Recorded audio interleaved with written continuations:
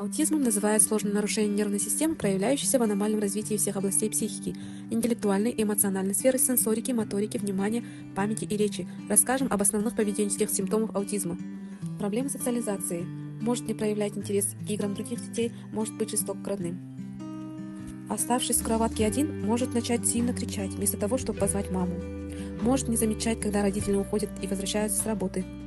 Может сильно сопротивляться, когда родители держат его на руках, обнимают и целуют.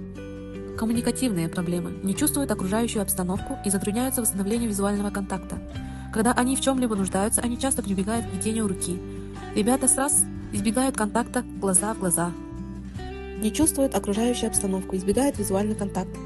Повторяющее поведение, размахивание, похлопывание руками продолжительное время, кручение волчком по комнате.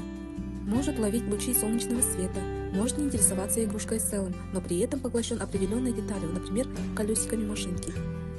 Может самоукачиваться, беспристрастно включать и выключать свет. Плохо чувствует свое тело, стремится, чтобы его тело сжали. Находит способы сильной стимуляции. Проблемы развития моторики. У детей сразу могут быть проблемы пространственной координации, могут ходить на цыпочках. Самоповреждение. Ребенок сразу может биться головой об пол, кусать себя, не показывая явных признаков боли, расцарапывать кожу, выдергивать пучки волос.